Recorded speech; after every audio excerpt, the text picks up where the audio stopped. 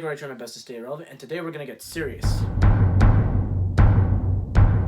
Nah, I'm kidding, you know, just dumb, goofy stuff. But I do want to do something first, though, before I start this review.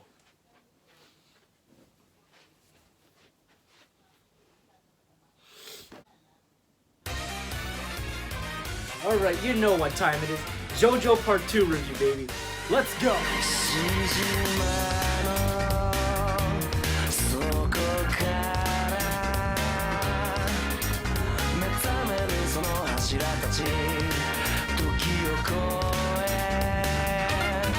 So, JoJo's Bizarre Adventure Part 2, in other words known as Battle Tendency, was a vastly major improvement from Part 1. I love it so much.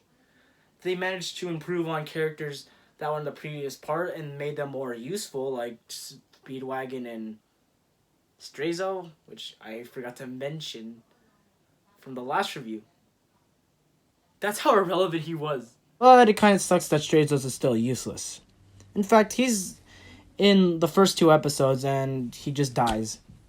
I mean, yeah, he kind of builds up to something, but that's kind of the last time we see a vampire throughout these 2 parts. Actually, no, never mind, there was an army. Then there's Part 2's protagonist, Joseph Joestar, grandson of Part 1's protagonist, Jonathan Joestar. And, as I said, it's improved. It's well written.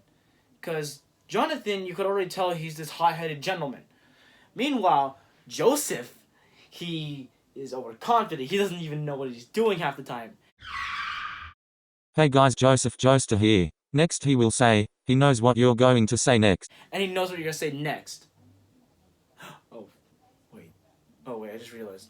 Oh no. Wait, something bad going to happen to me? Wait, no, wait. No, wait, I know what happens. Wait. Nothing. Nothing. Oh, okay. It is good day to be not dead. Pow! You are dead. I'm dead. In case you're wondering, I haven't died. But speaking of death, I would like to talk about the kills in Part 2. They're kind of a little weird change from Part 1. Like, there's more character to the victims. And I'm trying my best to tolerate it. I mean, there was, this one character that was friends with another main character named Caesar that just outright died. Then there are deaths that are somewhat over the top. For example, Wamu and Caesar. One of them is actually kind of brutal and somehow makes them still alive. The other one just pulls a flat Stanley. And it ain't with a bulletin board this time. And what they both have in common is that they result from a fight. And the fights on this part were actually more done, instead of what Part 1 did, where they just tried to pull every kind of thing possible just to progress the plot, I guess. But then there's Part 2, where it's over the top half the time. Like, for example, for some reason, someone pulls a Tommy gun out of nowhere, and then there's Wamu versus Joseph's fight, where it's kind of somewhat over the top. I mean, it's in a Coliseum. That's how over the top you can get. And all the things I've said before aren't even my favorite things about this. In fact, von Stroheim is my favorite.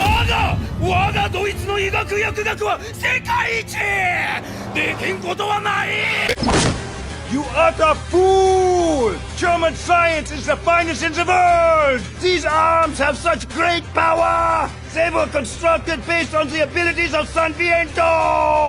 Speedwagon! Even though I'm giving this part praise, I don't really think it's that good. In fact, there are still some flaws I keep noticing. One, there's a narrator that exists. And 2, majority of the characters feel like they're there to progress the plot. Even the main characters. And then some of them don't even progress the plot at all. They're just there. Ahem. Smokey. And then there's the way they establish the main villain. I mean, it ends up being this guy named Cars. But the thing is, they introduced us to Stroheim, who looked like the main villain, but then is somewhat killed off, and then he's also a protagonist now. And then there's the Pillarman, and they glorified Wamu so much in this part, and they do think he would be the main villain. But no. They just decided to just drag Cars into being important. Even though, I mean, it's still a good part. It's an improvement from part 1, and I'll give it an 8 out of 10. I'm the only critic. Whatever I do in review is irrelevant. Now on to the next part.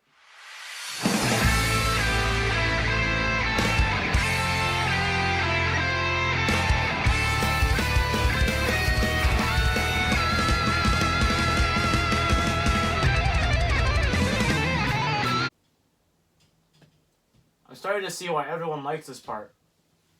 Oh well. Sorry.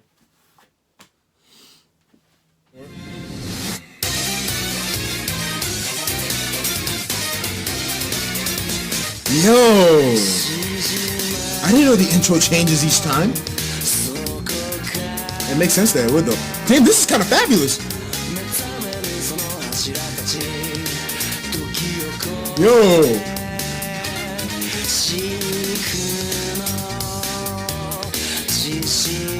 This shit is ridiculous!